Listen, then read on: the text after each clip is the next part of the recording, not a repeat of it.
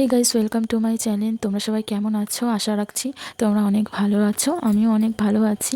শরীরটা একদমই ভালো ছিল না, তাই ভিডিও আপলোড করতে পারছিলাম না। ভিডিওটা করা ছিল কিন্তু ভয়েস ওভার দিতে পারছিলাম না, শরীরটা ভালো ছিল না। আর অনেক দিন তো লং ভিডিও দেওয়া হয় না, তাই ভাবলাম আজকে একটু তোমাদের সাথে লং ভিডিও শেয়ার করি। সকালবেলা উঠে সব রান্নাবান্না কমপ্লিট করে নিয়েছি। আর কমপ্লিট করার পরে দেখো, যেহেতু ভাদ্র মাস, আর ভাদ্র মাসে আমরা সমস্ত রকম জামা কাপড়গুলো রোদে দিই।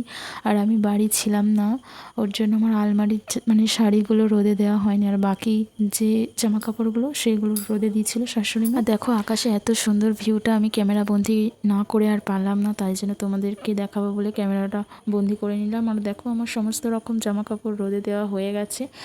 আমার মতো তোমাদেরও কার কার জামা কাপড় রোদে দেওয়া হয়ে গেছে অবশ্যই কমেন্টে জানাবে। আর দেখো আমার জামা কাপড় রোদে দেওয়া হয়ে গেছে, আমি সমস্ত জামা কাপড় নিচে নিয়ে এসেছি। এই জামা কাপড়গুলো সবগুলোই ভাঁজ করতে হবে। আর তার মধ্যে দেখো আমি স্নান সেরে চলে এসেছি, কারণ ঠাকুর পুজো দেবো, তাই পুজো দিয়ে তারপরে আমি আলমারিতে সমস্ত রকম জামা কাপড়গুলো ভাঁজ করে রাখবো। আর এদিকে দেখো আমি সিঁদুর পরে নিয়েছি, আর এদিকে দেখো আমি রেডি হয়ে গেছি পুজো দেবো বলে। আর ওদিকে দেখো আমার পুজো দেওয়া একদম কমপ্লিট হয়ে গেছে।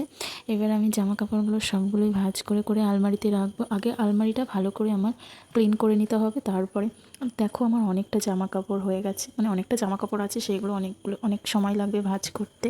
আর এদিকে দেখো আমার সমস্ত রকম জামা কাপড় ভাঁজ করা হয়ে গেছে। আমি এবার একটু যাব বেরোবো, তার আগে আমার ঘর বাড়িগুলো পরিষ্কার করে ঝাঁট দিয়ে নিতে হবে। আর দেখো আমি ঝাঁট দিতে চলে এসেছি, ঘর বাড়িগুলো একটু পরিষ্কার করে ঝাঁট দিয়ে নিচ্ছি, কারণ একটু ডক্টরের কাছে শরীরটা একদমই ভালো ছিল না, তার জন্য আমার বাবা বাড়ি ছিলাম। কতদিন হয়ে গেছে, মানে কতদিন বলতে 10 দিন মতো বাপের বাড়িতে ছিলাম আমি।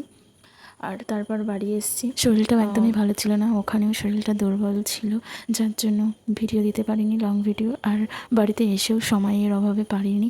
আর দেখো আমি রেডি হয়ে গেছি ডক্টরের কাছে যাব বলে।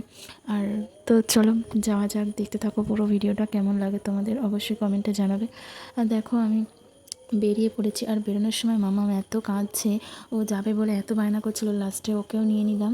ডক্টরের কাছে যেতে বেশিক্ষণ লাগবে না, ভাবছিলাম ওকে বাড়িই রেখে যাব, তবুও এত জ্বালাতন করছিল বলে ওকে একটু সঙ্গে করে নিয়েই নিলাম। ও তো খুব খুশি, মানে বেড়াতে গেলে ও খুব খুশি হয়, প্রচুর খুশি হয়।